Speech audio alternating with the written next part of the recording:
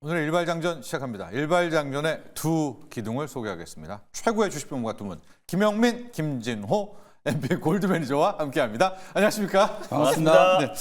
준호 매니저가 없어가지고 제가 지금 약간 김진호라고 말할 뻔했습니다. 김진호 매니저 돌아왔네요. 3일 없었으면 이름을 까먹을 뻔했어요. 네, 맞습니다. 자, 오늘도 김진호 매니저 많이 기대하도록 하겠고요. 이번 주가 웬 이벤트가 이렇게 많습니까? 밸류업 나오죠. 또 아까도 얘기했지만 화요일 날 금투세 디베이트 있어요. 이거 끝나고 아마 빠르게 민주당 당론 결정한다고 하거든요. 이거 있죠. 또 목요일 날, 수요일에서 목요일 날 넘어갈 때 마이크론 실적 있죠. 금요일 밤에는 또 PC 물가 봐야 됩니다. 이거 높아지면은 또 말짱 도루묵 돼요. 자, 여러분, 저희 일발장전은 여러분께 종목을 소개하겠지만은 종목 속에서 앞서 말한 이벤트들, 이슈들 다 녹여서 여러분께 제시해 드리니까 끝까지 저희와 함께 해주시면 좋을 것 같습니다. 영민 매니저, 이런 대형 관문들이 즐비한 이번 주. 오늘 월요일 어떤 종목으로 먼저 스타트를 끊어볼까요? 사실 이제 여러 일정들이 있습니다만 제가 보기엔 뭐 가장 중요한 건 금투세 관련된 화요일. 토론 일정이 아닐까라는 생각이 좀 드는데 지난주부터 아마 몇몇 이제 뭐 더불어민주당 내에서도 사실 의견이 조금 엇갈리고 있잖아요. 그러다 보니까 이제 토론의 결과를 이제 빠르게 반영해서 이제 당론을 결정하겠다. 뭐 기대하는 바는 우리 개인 투자자분들은 다들 이제 폐지를 주장하고 있습니다만 현실적으로 봤을 때 이제 유예 한 2년에서 3년 정도 이제 유예가 좀 되는 게 가장 좀 좋은 시나리오가 아닐까. 지금 뭔가 투자 심리가 조금씩 살아나고 있잖아요.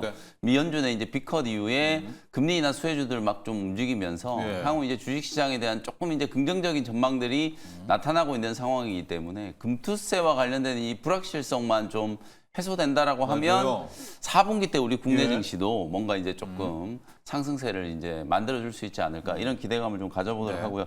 오늘 저는 또 역시 뭐 제약바이오 종목 준비를 좀 해왔어요. 지난주에 제약바이오 기업들이 빅컷 단행 이후에 뭐 굉장히 좋은 흐름이 좀 있었기 때문에 맞습니다. 오늘도 여러분들이 좀 후속주로 보실 수 있을 만한 종목을 좀 소개해드리도록 하겠습니다.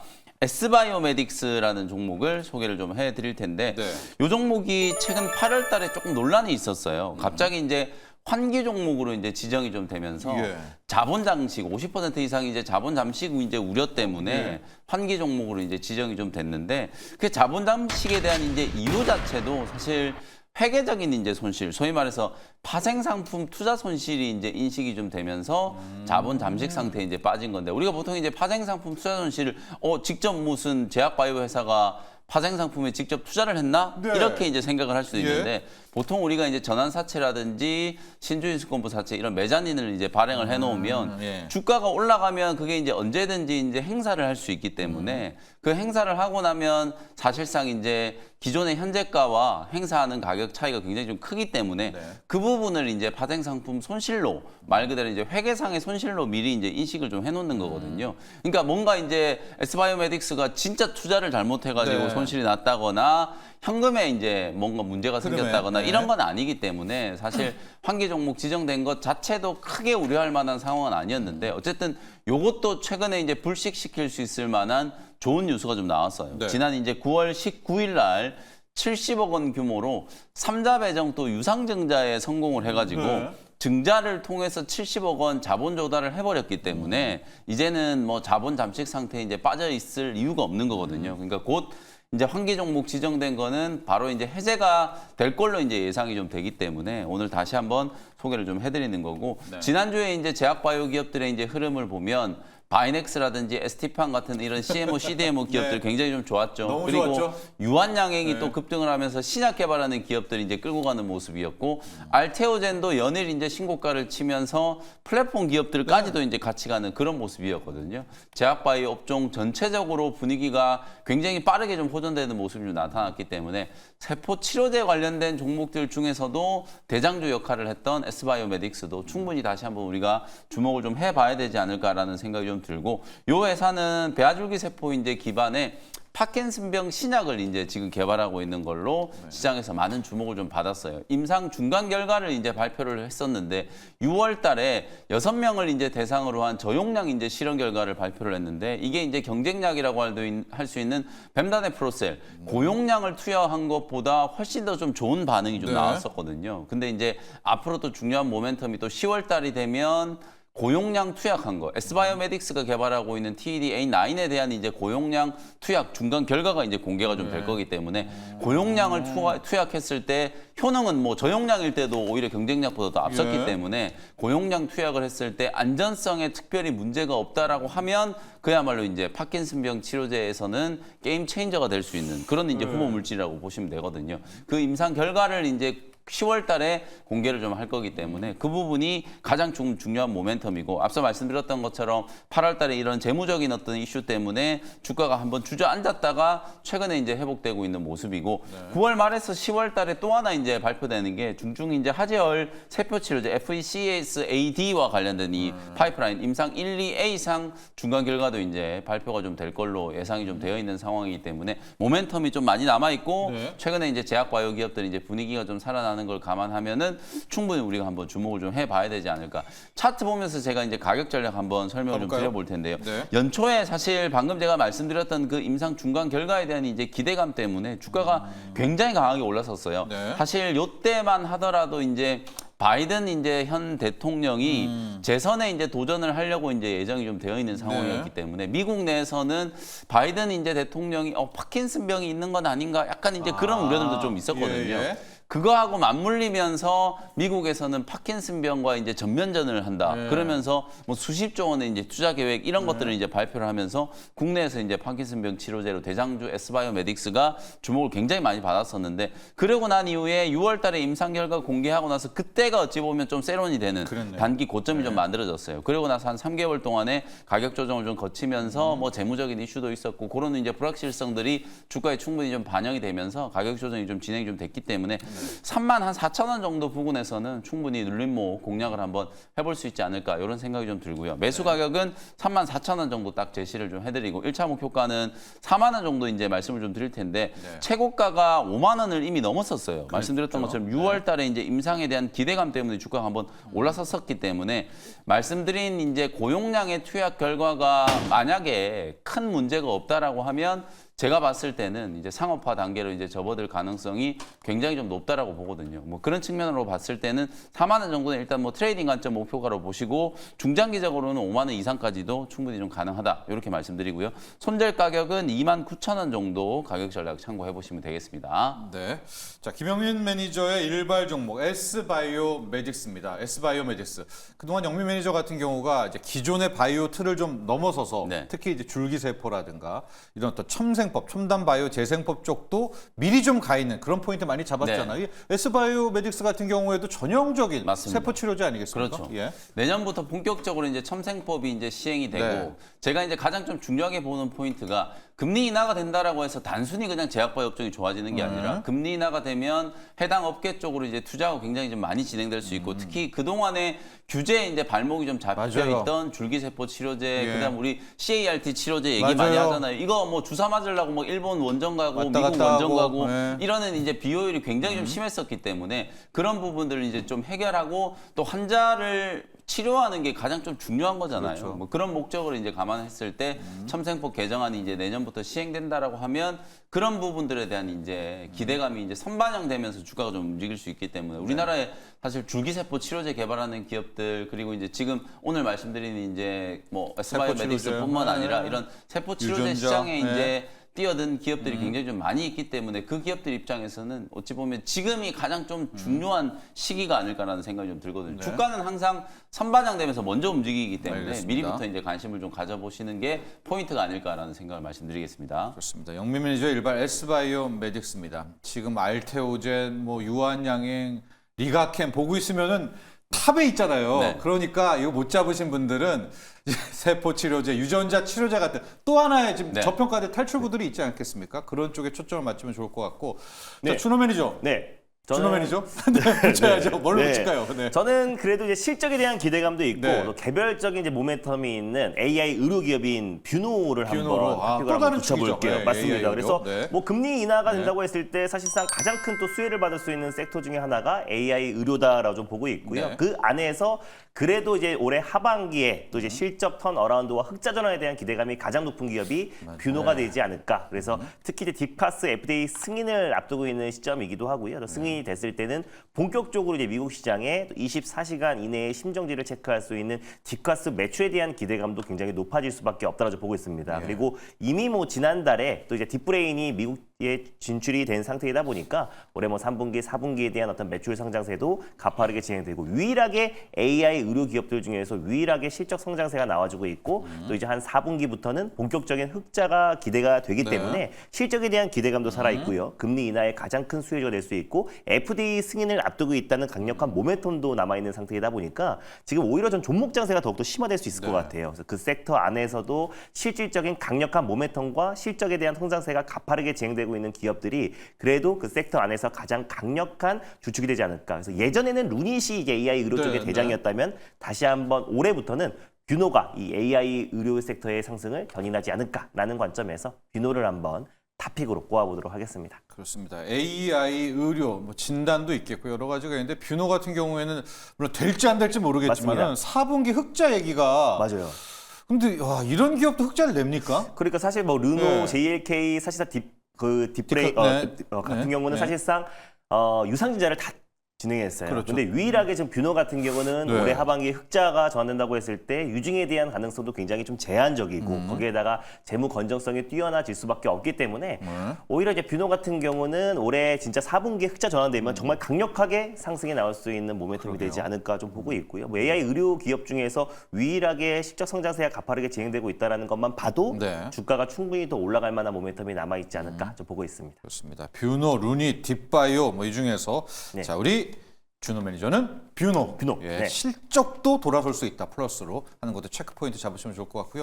리뷰로 들어갈 텐데 바이오 얘기가 나왔으니까 영민 매니저 그냥 바이오를 오늘 앞에서 다 털고 가죠. 이 종목이 지금 유한양행, 퓨처캠, 보로노이 다 지금 목표가 수익률 다 터치를 해버렸거든요. 그러니까 이 다음은 어떻게 해야 될지도 좀 궁금해요. 이거를 이제 어떡하지? 왜냐면 행복한 고민인데. 네, 최근 일주일 사이에 말씀드렸던 제약바이오 종목들이 뭐 줄줄이 다 목표가를 이제 달성을 했기 때문에 빠르게 좀 리뷰를 해드리고 앞으로 이제 향후 대응 전략 말씀드려보도록 할게요.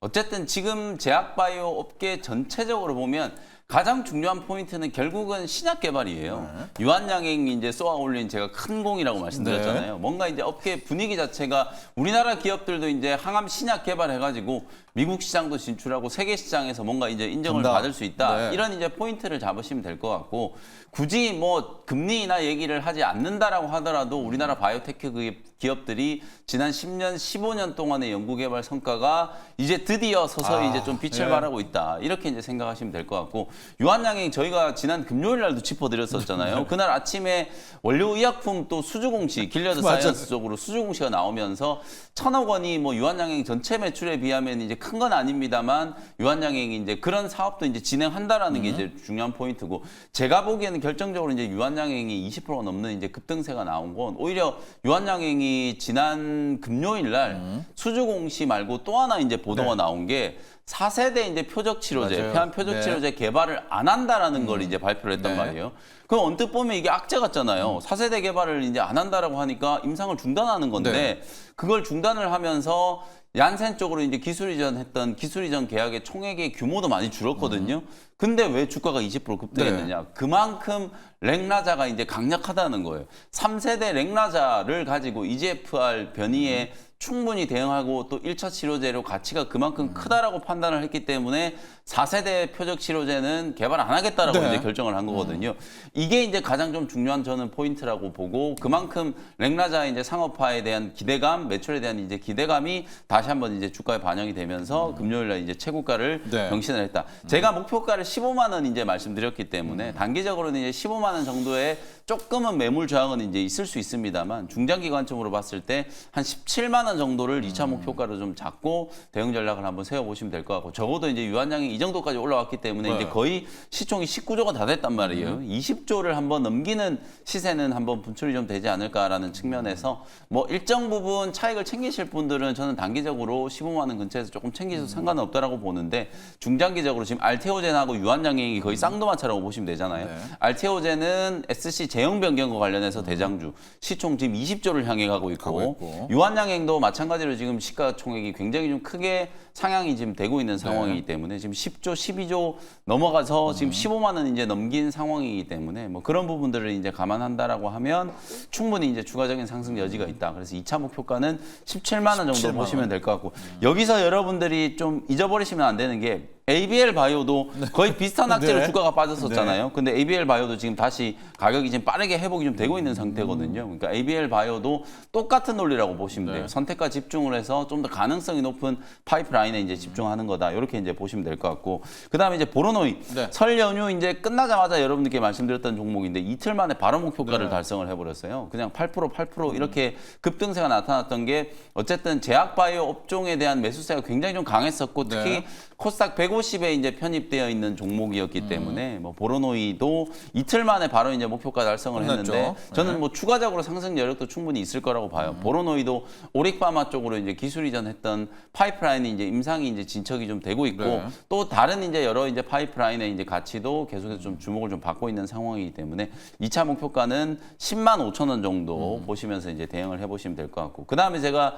중소형 제약바이오 종목 중에 가장 많이 강조했던 게 에이프릴 바이오하고 퓨처캠 요 두 종목이었는데 퓨처캠이 또 지난주 금요일 날 중소형주 중에서는 시세가 가장 또 강력하게 이제 분출이 됐어요. 14% 정도 이제 급등을 하고 마감이 좀 됐는데 요건 이제 전립선암 뭐 너무 많이 말씀드렸기 때문에 이제 내용에 대한 부분들은 충분히 알 것 같고 이게 어디까지 올라갈지가 저는 이제 중요한 거라고 보거든요. 근데 지금 저는 시작 단계다라고 보고 3만 원 이상까지 충분히 올라갈 수 있다. 지금 중소형주들 중에서 이런 이제 확실한 파이프라인 특히 고형암 중에 시장 규모가 굉장히 좀 크다고 할 수 있는 대장암, 그 다음에 전립선암 이런 쪽에 이제 파이프라인을 이제 개발을 하고 있고 그 전립선암에 대한 임상 결과도 굉장히 좀 긍정적이잖아요. 중간 임상 결과 자체가 굉장히 좀 긍정적이었기 때문에 향후에 빅파마와의 어떤 빅딜 가능성이 가장 높은 중소형주 중에 하나가 퓨처캠이다. 뭐 그런 부분들을 감안하면 주가는 3만 원 이상까지도 충분히 올라갈 수 있지 않을까. 그래서 목표가를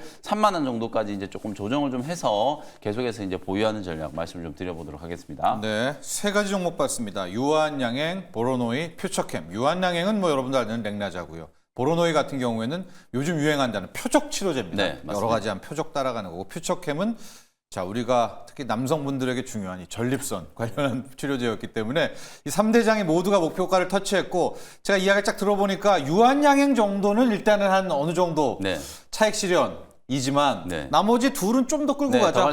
그런 뉘앙스 제가 읽었습니다. 맞죠? 유한양행도 충분히 저는 더 갈 수 있다고 보지만 거래 자체가 지금 굉장히 많이 터지고 있고 이게 수급이 한번 들어올 때 거래가 너무 많이 터지는 것도 그렇게 좋지는 않거든요. 그래서 15만 원 정도의 뭐 바닥에서부터 지금 유한양행은 이미 6만 원대부터 얘기했던 종목이기 때문에 바닥에서부터 찾았던 분들은 뭐 일부 절반 내지 3분의 1 정도 차익 조금 챙기고 나머지는 또 한 17만 원, 18만 원 정도까지 좀 더 이제 올라가는 흐름을 좀 기대를 하시면서 보시면 좋을 것 같습니다. 자, 그렇습니다. 하고 이제 준호 매니저 리뷰로 갈 텐데 리뷰 가기 전에 한전이요. 여러분 앞서 자막 보셨죠? 4분기 전기요금을 또 동결을 했네요. 아, 이것도 예상 밖인데 오늘 한전 좀 힘든 주가가 예상이 되는데 킬로와트 시당 5원 뭐 유지를 했다라고 하는데 글쎄요, 저 한전의 엄청난 부채와 적자를 어떻게 하려고 그러나 좀 많은 고민을 했겠죠. 당국에서도 한전 또 요금을 동결했다는 거. 지금 9시에 또 한전 주가 확인하시면 될 것 같고요. 준호 매니저, 우리 선익 시스템을 가야 되는데 맞습니다. OLED 말이에요. 이제 드디어 한 번은 좀 옵니까? 이렇게 우리를 힘들게 비참하게 했던 OLED. 맞아요. 정부에서도 강력하게 OLED 지원 정책들이 나와주고 있고 또 특히 이제 삼성 디스플레이, LG 디스플레이도 대형 OLED 쪽에 투자를 확대했었는데 그동안 한참 못 가다가 이제 애플에서 이제 하나둘씩 디바이스들이 OLED로 전환된다라는 얘기가 나와주면서 선익 시스템이 본격적인 상승 흐름이 나와주고 있는 모습이고 거기에다가 이제 중국의 BOE도 처음으로 또 이제 증착기를 이제 공급 계약을 체결했잖아요. 그래서 올해 마찬가지로 실적 성장에 대한 기대감이 굉장히 높아진 상태에서 가파른 반등세가 나와주고 있습니다. 결국 시장이 좀 안정을 찾고 투자 심리가 개선이 되었을 때 특히 실적이 가파르게 성장하고 있는 기업에 수급이 쏠릴 수밖에 없는 건데 선희 시스템 같은 경우는 최근에 이제 애플 또 아이폰 16의 또 출시 기대감 또 거기다가 사실상 지금 뭐 사전 예약이 기대에 못 미친다는 얘기도 나와주고 있긴 하지만 그래도 그 당일날은 또 이제 쿠팡 서버가 또 이제 잠시 마비가 될 정도로 굉장히 이제 판매량은 또 뚜껑을 열어봐야 한다. 그래서 항상 전작 대비에 몸벼쳤다라는 보도가 나왔고 그 이후에 실적을 까보면은 생각보다 굉장히 잘 팔리면서 매번 또 이제 사상 그 최대 판매량을 경신했고 특히 아이폰 12, 13의 어떤 교체 주기가 도래했기 때문에 아이폰 16에 대한 판매량에 대한 실적 성장과 또 그리고 애플을 필두로 한 OLED 대전환에 있어서 또 실질적인 선익 시스템이 가장 큰 수혜주가 되지 않을까라는 관점에서 저는 충분히 여기 직전 고점이었던 7만 5천 원 부근 때도 중장기적으로 돌파 가능하다라고 보고 있습니다. 그래서 9월 초에 말씀드렸었는데 꾸준하게 이제 반등 흐름이 잘 들어와줘서 한 수익률이 한 30% 정도 찍혀 있는데 충분히 한 7만 원까지 다시 한번 목표가를 좀 상향하면서 지켜봐 보도록 하겠습니다. 그렇습니다. OLED 디스플레이가 정말 이제 좀 언급이 좀 되거든요. 맞습니다. 그러니까 항상 보면 리포트가 한두 개 나올 때 들어가야지 또 막 증거사를 많이 나올 때 들어가면은 안 됩니다. 이제 초입이기 때문에 선익 시스템 받고 LS 일렉트릭도 한번 보도록 하겠습니다. 지난주에 우리가 했던 얘기가 와 이제 AI 반도체와 이 전력 인프라가 드디어 따로 가나? 맞습니다. 그동안 짝꿍이었는데 홀로 가나? 이런 얘기했었거든요. LS 일렉트릭. 이게 딱 AI 반도체와 똑같이 움직였고 그 AI 그랬다가. 반도체가 급락했을 때 같이 밀렸다가 최근 들어서 그래 저가 매수는 또 LS 일렉트릭이 또 잘 들어와주고 있는 모습이에요. MSCI 지수에 편입됐음에도 불구하고 주가가 충분히 좀 추가적인 하락이 나아졌었는데 이제 좀 반발 매수가 유입되고 있는 모습입니다. 그래서 여전하다. 사실 뭐 이제 전력 인프라와 또 이제 미국의 어떤 이제 변전 또 그 교체 주기 또 여러 가지 전력 인프라가 슈퍼 사이클에 도래했다라는 거는 내년까지는 계속 이어질 수 있다라는 기대감이 여전하고요. 그래서 LS 일렉트릭 같은 경우는 특히 미국의 어떤 이제 변전 수요에 또 지금 발맞춰 가지고 계속해서 지금 수주가 이어지고 있는 기업이기도 하고 또 결국에 슈퍼 사이클의 최대 또 이제 선봉장 역할을 할 가능성이 높다라고 보고 있습니다. 그래서 일단 뭐 패시브 자금은 뭐 1,000억 정도 들어오니까 뭐 큰 규모는 아니지만 일단 MSCI 지수에 편입되면서 계속해서 이제 패시브 자금 예전에 페나깨라는 말도 있었잖아요. 그래서 패시브가 나온 괴물이라는 말도 있었었는데 전혀 반영이 되지 않았어요. 그래서 그런 점을 봤을 때 충분히 추가적인 상승 여력이 남아있고 뭐 실적이야 계속해서 가파른 성장세가 나와주고 있기 때문에 AI 반도체가 이제 조정이 나와주면서 같이 밀렸던 부분들 조금 억울하게 밀렸던 부분들이 이젠 조금 이제 반발 매수가 유입되지 않을까 또 그리고 특히 미국의 또 이제 변전 교체 주기가 도래하면서 LS 일렉트릭 변압기 수요는 계속 증가할 수 있다라는 관점에서 일단은 충분히 18만 원 라인 때도 충분히 돌파 가능하지 않을까 좀 보고 있어서요. 지금부터는 편안하게 전력 인프라 관련 종목들 좀 지켜보면 되지 않을까 보고 있습니다. 네. 그 논리는 이제 좀 떨어지는 거죠. 네, AI 맞습니다. 반도체와 별도로 전력 별도로. 인프라가 좀 가는 HD 현대 일렉트릭이 좀 먼저 선방을 했다라고 보면 될 것 같고 한 종목 더 리뷰할게요. 포스코 인터내셔널 볼까요? 아 포스코 인터내셔널도 맞습니다. 될 듯 될 듯 여러 가지 좀 되고는 있는데 맞아요. 또 이번 주 25일 날 또 대왕고래 또 2차 전략 회의가 맞아요. 또 앞두고 있습니다. 그래서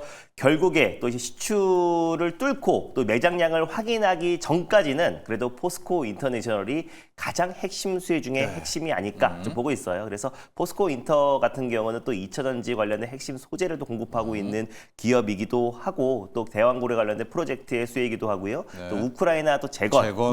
관련해서도 실제로 우크라이나 재건에서 가장 이제 핵심이라고 할 수 있는 게 도로 복구 사업이에요. 도로가 복구가 돼야지 뭐 건설이라든지 여러 가지 인프라 사업을 할 수가 있는 거기 때문에 포스코 인터내셔널이 SG와 손잡고 도로 복구 사업에 참여 의사를 밝혔기도 했고요. 또 대왕고래 프로젝트의 실질적인 수혜주이기도 하고 또 2차 전지 업황이 살아났을 때 같이 모멘텀을 받을 수 있는 기업이다 보니까 포스코 인터는 저는 이제 시작이 아닌가 좀 보고 있습니다. 그래서 한 11% 정도 매수가 대비 상승 흐름이 나와주고 있긴 한데 충분히 전 상승 여력이 남아있다고 보고 있고 처음에 대왕고래 관련해서 처음으로 이제 우리나라의 유전 그 개발 가능성이 높아졌을 때 한 7만 2천 원까지 강하게 올라가졌어요. 그래서 이 부분은 충분히 장기적으로 돌파하지 않을까 좀 보고 있어서 내년 한 1월부터 이제 본격적으로 매장량을 확인이 들어갈 건데 그 전까지는 포스코 인터내셔널이 가장 큰 모멘텀이 적용되지 않을까라는 관점에서 좀 장기적인 호흡으로 좀 보셨으면 좋겠습니다. 그렇습니다. 포스코 인터내셔널 저희가 이제 일발할 때 그 육각형 종목들 몇 개 있잖아요. 방산에서는 현대로템, 뭐 그냥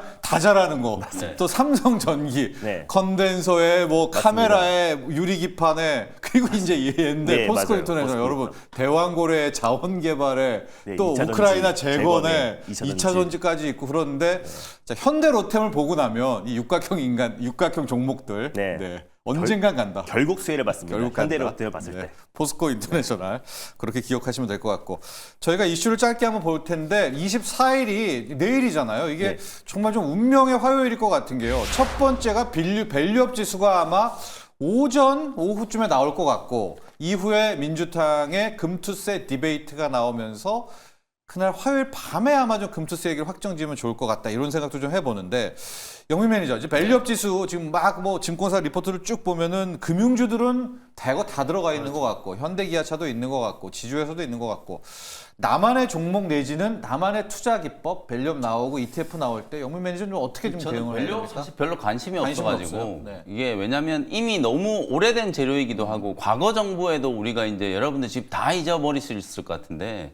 그 그린 뉴딜 하면서 온갖 ETF 많이 만들었었잖아요. 초창기 신수 나왔잖아요. 걔들이 그게 다 어떻게 됐는지를 지금 보시면 사실 중장기 관점으로 이제 보는 것도 저는 그냥 특정 이제 금융주들 말 그대로 이제 KB금융, 신한지주, 뭐 한국금융지주 이런 기업들이야 배당을 워낙 많이 준다라고 하니까 밸류업을 떠나서 뭐 배당 많이 준다라고 하니까 사실 은행 이제 금리 떨어질 거잖아요. 금리 떨어지고 이제 예금이자 이제 떨어지게 되면 사실 은행에 이제 예금 넣어놓으셨던 분들이 좀 안정적으로 투자할 수 있는 좀 대안을 좀 찾는다라는 차원에서는 뭐 금융주가 배당주, 단기 배당. 대안이 이제 좀 될 수 있다. 그건 이제 좀 배당주의 관점으로 어차피 또 우리가 항상 호떡을 찾을 때쯤 되면 호빵을 찾을 계절이 되면 이제 배당주 이제 좀 준비해야 된다 이런 얘기들 많이 하잖아요. 뭐 그런 측면에서 봤을 때 배당주들은 어차피 이제 시기적으로도 좀 관심을 좀 가질 만한 타이밍이 좀 왔기 때문에 이제 보시면 좀 될 것 같고 나머지는 뭐 ETF가 이게 생긴다라고 하더라도 얼마나 좀 크게 자금 유입 위주 될지 그게 이제 핵심이에요. 그래서 오히려 이제 지수가 발표될 때 뭐가 이제 편입되냐 이거는 뭐 어느 정도 업종별로 보면 자동차는 현대차하고 기아, 금융주는 뭐 KB금융, 신한지주 몇몇 종목들이 아마 다 알려져 있는 상황이기 때문에 어떤 종목이 이제 편입되느냐 보다는 오히려 편입되고 난 이후에 이게 이제 얼마나 빠르게 이제 자금 유입이 좀 될 수 있겠는가. 그게 이제 ETF 설정으로 이제 연결이 좀 되는 거기 때문에 결국 그러려면 정책적인 이제 동력이 계속 좀 이제 좀 팔로우업이 좀 돼야 되겠죠. 정부에서도 이제 지수만 만들어 놓고 이제 끝나는 게 아니라 계속해서 이제 관심을 좀 보여주고 그 다음에 기업들 참여 기업들이 좀 늘어날 수 있도록 이제 독려해주는 이제 그런 후속 조치들이 조금 잇따라야 그게 이제 효과를 좀 발휘할 수 있지 않을까 그렇게 말씀을 좀 드리겠습니다. 자, 영민 매니저는 이제 지수 발표 후에 지금 국민연금 정도는 상당히 적극적으로 나오고 있는데 그 외에 시중에 자산운용사 뭐 이 사람들이 대규모로 이제 ETF 설정을 하고 들어와야 사야 될 거 아니겠습니까? 그렇죠. 예, 그러니까 과연 얼마나 기관 투자자들이 동참해 두느냐를 더 포인트로 잡아라. 자, 준호 매니저는 어떻습니까? 지주회사 얘기도 좀 나오고 있고 맞습니다. 자동차 몇 기업들. 개들 딱 사면은 좀 좋지도 않겠다. 선취매에 대한 얘기도 있긴 하거든요. 맞습니다. 사실 근데 아까 김혜민 매니저님 말씀했던 것처럼 우리 이미 반영이 됐던 부분도 분명히 있었고요. 또 시장이 강력하게 올라갈 만한 재료가 없으면은 또 밸류업 프로그램 관련 종목들이 올라갈 수도 있지만 지금 최근에 빅컷 또 금리 인하를 이제 단행을 하면서 또 바이오 섹터라든지 또 성장 섹터 그동안 이제 금리 인상으로 피해를 봤던 섹터들 중심으로 저가 매수가 또 강하게 유입되고 있는 시점이다 보니까 이 KRX 이제 밸류업 지수 편입으로 인해서 뭐 금융주라든지 또 자동차 섹터 또 지주사들도 이제 편입이 통신주, 거의 맞습니다. 유력 지금 검토되고 있는 상태이긴 하지만은 사실상 이제 이미 상당 부분 좀 선반영됐던 부분도 분명히 있어가지고 다시 한번 새롭게 적용되기에는 조금 어렵지 않을까 좀 보고 있습니다. 그래서 투자 심리 자체가 지금 글로벌 증시가 빠르게 개선되고 있는 상황이기도 하고요. 또 빅컷이 단행하면서 본격적으로 이제 성장 섹터에 저가 매수가 유입되고 있는 시점이다 보니까 예전만큼 어떤 강한 매수세가 유입되는 건 좀 제한적이지 않을까. 그래서 그 안에서 아까 이제 그 이후에 어떤 이제 본격적인 그 배당과 또 그 외에 실질적으로 주주 친화적인 정책들이 어떤 식으로 나오냐에 따라서 주가가 좀 개별적인 모멘텀으로 움직이지 일단 밸류 지수 편입 종목들이 다시 한번 반발 매수가 강하게 유입되는 거는 다소 좀 이번에는 좀 제한적이지 않을까. 또 하필 또 그날 아까 말씀하셨던 것처럼 더불어민주당에서 또 찬반 토론이 있잖아요. 금투세 관련해서. 그래서 만약에 여기에서 또 유예라든지 아니면 또 이제 그 폐지 관련해서 가닥이 잡히지 않는다고 했을 때는 전체적으로 또 투자 심리가 단기적으로 안 좋을 수도 있기 때문에 그래서 일단 좀 확인하고 또 예전만큼의 어떤 강한 어떤 훈풍은 불기에는 좀 다소 제한적이다라고 보고 있습니다. 기관 참여가 아직 미지수이기 때문에 맞습니다. 이게 이제 초반에는 하는데 과거에 그 문재인 정부 때 뉴딜 ETF 뭐 이런 거 있었잖아요. 그린 ETF처럼 게 정말 대규모의 자금이 유입되는지를 또 봐야 되겠다. 맞습니다. 그리고 그날 밤에 24일 오후에 열띤 민주당이 금투세 디베이트를 하고 결과가 나온다고 빠르게 당론을 결정한다고 했거든요. 그럼 그건 아까 이제 영민 매니저 의견 들었고 어떻습니까? 만에 하나 유예다. 유예다. 폐지와 유예가 있는데 또 이것도 유예는 또 안 된다고 있거든요. 폐지여야만 된다. 강행 처리의 가능성도 또 있잖아요. 또 올해 끝나고 내년부터 바로 그러니까, 또 시행할 수 있는 유예는 가능성도 좀 사람 있기 피말리는 때문에. 거다 이러거든요. 네. 유예는 안 돼요? 그래도 유예가 됐으면 좋겠어요. 뭐 폐지는 바라고 있지만은 네. 그래도 유예라도 되면은 그래도 단기적으로는 일단 불확실성 해소로 인해서 네. 시장이 조금 훈풍은 좀 이어가지 않을까 좀 보고 있는데 뭐 일단 끝나고 나서 결과론적으로 이제 네. 해석하기 나름이겠지만 일단 뭐 폐지가 베스트인데.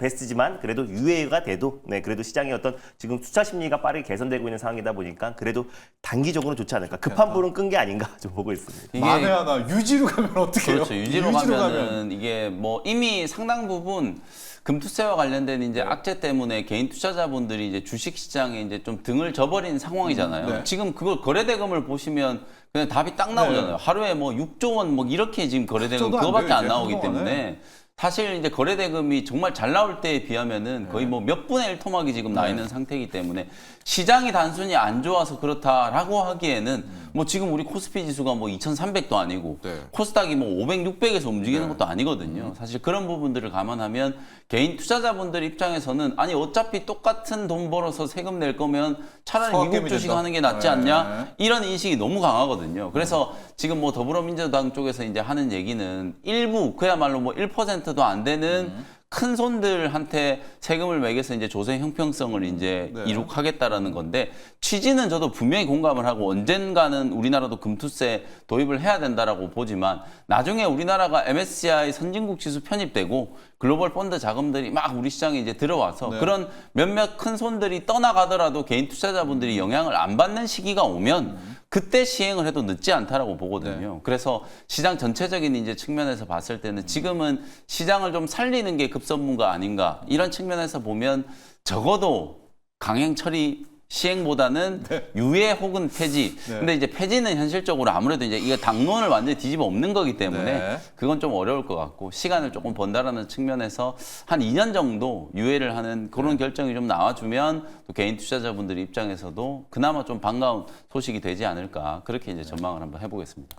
쪼개기 상장, 물적 분할 이런 거 못하게 구조적으로 갖추고 세금 걷자 이제 이런 얘기 해주셨고요. 아마 이재명 대표도 잘 알고 계실 것 같은데 1년 유예는 솔직히 진짜 그거는 내년 되면 또 해주고 피말리잖아요. 해주고 그냥 욕 먹는 거거든요. 적어도 2, 3년 이상의 유예로 간다면 네. 그 포인트도 꼭 말씀드리고 싶습니다. 이게 이제 토론회 끝나고 1년 유예 이러면은 이게 맞습니다. 실망이 더 클 수도 있어요. 예. 네. 그 제가 말씀드리는 겁니다. 그런 점이 있다. 자, 화요일 날 중요할 것 같아요. 금투세 디베이트 또 오전에 나올 밸류업 지수 발표들 이후에 시장 반응도 지켜보시고요. 이제 준호 매니저 일발로 들어가 보도록 하겠습니다. 이벤트만은 이번 한 주. 맞습니다. 바로 월요일 뭘로 공략을 할까요? 이번 주 이벤트에도 반영이 될 수 있는 건데 일단 자동차 섹터로 들고 와 네. 봤습니다. 바로 현대오토에버라는 기업을 오랜만에 한번 들고 와 봤는데요. 예. 일단 뭐 주말 동안에 나왔던 이슈 중에서 이제 미국이 2027년도형 스마트카 중국산 소프트웨어를 금지시키겠다. 그래서 맞아요. 미국 행정부에서 지금 이제 미국 도로를 운행하는 커넥티드 카 또 그리고 자율주행 차량에 중국의 소프트웨어가 들어가면은 안 된다. 그래서 금지를 하는 건데 이번 주 27일 날은 이제 본격적으로 전기차에 100% 관세를 매기잖아요. 네. 미국 행정부에서 이 자율주행과 커넥티드카에 들어가는 중국산 소프트웨어를 금지를 하면서 오히려 국내 기업의 좀 반사 이익이 충분히 좀 기대가 되는 시점입니다. 그래서 현대오토에버가 특히나 이제 유일하게 현대차 그룹 내 상장사 중에서 소프트웨어 기업이기도 하고 네. 또 이제 자율주행 또 그리고 또 운전자 첨단 보조 시스템 또 그리고 내비게이션에 들어가는 핵심 솔루션들을 또 현대차에 공급하고 있는 기업이다 보니까 중국산 소프트웨어가 금지되면은 또 가장 큰 수혜주가 현대오토에버가 될 수 있고 결국에 또 2025년 바로 내년까지 또 전 차종을 또 SUV 전환을 앞두고 있는 맞습니다. 시점이다 보니까 네. 현대오토에버의 실적 성장은 더욱더 가파르게 진행될 수밖에 없다고 좀 봐요. 이미 2분기에 사상 최대 실적, 영업이익과 매출액의 사상 최고치를 경신했기 때문에 뭐 3분기 또 4분기 또 중국산 금지로 인해서 국내 또 이제 국산 소프트웨어의 가치가 더욱더 부각될 수밖에 없고 현대오토에버는 3분기도 또 4분기도 매출 성장이 더욱더 가파르게 진행될 수 있고요. 이미 뭐 2025년까지는 성장이 담보되어 있다고 보고 있어요. 2025년도에 SUV 전 차종을 소프트웨어화한다고 했을 때는 현대오토에버의 또 이제 솔루션과 또 그리고 무인 자동화 공장뿐만 아니라 스마트 팩토리 관련된 솔루션도 현대오토에버가 공급하고 있기 때문에 결국에 첨단 산업으로 가면 갈수록 현대오토에버가 이 현대차 그룹 내에서의 차지하는 위상이 더욱더 높아질 맞아요. 수밖에 없다고 보고 있습니다. 그래서 증권사들이 지금 목표가를 지금 15만 원 이상으로 지금 이제 책정 16만 5천 원인데 거의 20만 원 이상으로 20만 목표가를 원 이상. 지금 측정을 하고 있는 상태다 보니까 추가적인 상승 흐름은 충분히 유지될 수 있다고 보고 있고요. 2029년도나 2030년부터는 중국산 하드웨어도 금지를 하겠다라고 지금 로이터 통신의 보도가 나오기도 했었었는데 중국산 관련된 소프트웨어, 하드웨어를 금지한다는 발표가 나오고 이미 선제적으로 이제 중국산 소프트웨어와 하드웨어의 어떤 수요는 계속 줄어들 수밖에 배제가 된다고 했을 때 국산 소프트웨어의 가치와 또 하드웨어의 가치가 더욱더 높아질 수 있다. 그래서 반사 이익에 대한 측면만 봐도 현대오토에버의 어떤 실적 성장은 더욱더 이어지고 최근에 이 전기차 화재에 관련해서 종합 대책을 발표를 했는데 이제 앞으로는 조금 세부적인 정책들이 나올 수 있다고 보고 있어요. 그래서 그 안에서 가장 저는 현실적인 대안이 BMS, 배터리 매니지먼트 시스템이다. 그래서 요 안에서 조금 더 이 기술을 고도화하면은 2일 전에 이제 화재를 미리 예보를 할 수 있다고 하기 때문에 이 BMS 관련된 소프트웨어도 개발하고 있는 기업이 현대오토에버다 보니까 결국 전기차 화재 대책 관련해서 또 실질적인 수혜주가 되지 않을까 저 보고 있습니다. 그래서 3분기 호실적에 대한 기대감과 2025년도 또 SDV 전환에 있어서 가장 핵심 수혜주고 앞으로 현대차의 어떤 미래를 책임질 수 있는 기업이 현대오토에버다라는 판단에서 좀 장기적인 관점으로 탑픽 종목을 한번 골라봤습니다. 네, 자율주행 이 모빌리티 소프트웨어의 초대형주죠. 네, 맞습니다. 초대형주 현대오토에버고 BMS 지금 쏙 들어갔는데 열폭주 모니터링 시스템 네. 이거 언제 툭 튀어나오면서 이걸로 또 맞아요. 밀어올 수 있습니다. 이거 BMS 종합대책 발표하고 나서 세부적인 이제 대책 방안이 네. 나오면은 사실상 뭐 이제 그 하이브리드로 간다라는 거는 일단 뭐 일시적인 상황인 거고요. 뭐 실질적으로 그 화재를 가야죠, 전기차로. 완벽하게 막을 수는 네, 없다고 네, 봐요. 네. 왜냐면 내연 기관도 연간 4,000대의 화재가 나오고 있기 때문에 그래서 화재를 못 막지만 미리 예방하거나 방지할 수 있고 바로 이제 예전처럼 폭발 사고는 좀 방지할 수 있다는 점에서 BMS가 핵심 화두로 떠오를 가능성이 높다고 보고 있습니다. 그래서 뭐 실질적인 부분 또 전기차 화재 여러 가지 부분들을 다 커버할 수 있는 기업이 현대오토에버가 되지 않을까 보고 있습니다. 좋습니다. 예. 배터리 모니터링 시스템 BMS. 네.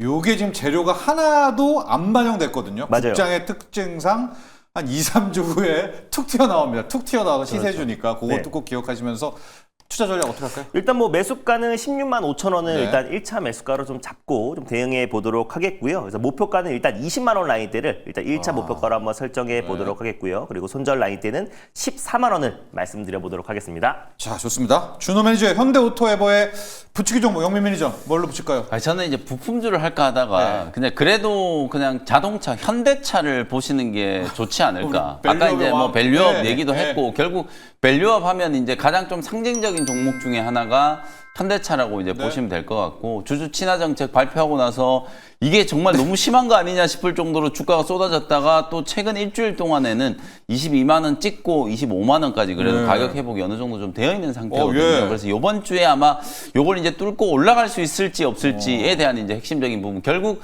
현대오토에버가 다시 관심을 받는 것도 현대차가 예. GM과 지금 이제 연합전선 이제 구축을 좀 하면서 미국 시장에서 이제 GM이 하이브리드 기술이 없기 때문에 네. 그 하이브리드 기술, 그 다음에 수소 관련된 기술, 그리고 이제 배터리와 관련된 기술, 그리고 저는 또 하나 이제 보관이 아까 말씀해줬던 것처럼 중국 쪽 소프트웨어 이제 배제하면 쓴다고 결국 또 하잖아요. 현대차가 개발한 현대오토에버의 또 자율주행 시스템 이런 것들까지 이제 같이 공유하게 될 가능성이 좀 높기 때문에 뭐 정점에 있는 기업이 결국 현대차기 때문에 예. 현대차를 이제 끼워 넣는 종목으로 한번 말씀을 좀 드리겠습니다. 네, 현대차 밸류업의 왕이기도 하고요. 60일선만 요번 주 돌파하면 이거 위로 꽤 열릴 수도 네. 있습니다. 예, 기술적으로도 괜찮고 자 내일 밸류업 지수도 있고 현대차, 기아차, 현대오토에버까지 저희가 또 붙이기 종목으로 살펴봤습니다. 자 오늘의 일발장전 여기까지 하도록 하겠습니다. 오늘 감사합니다.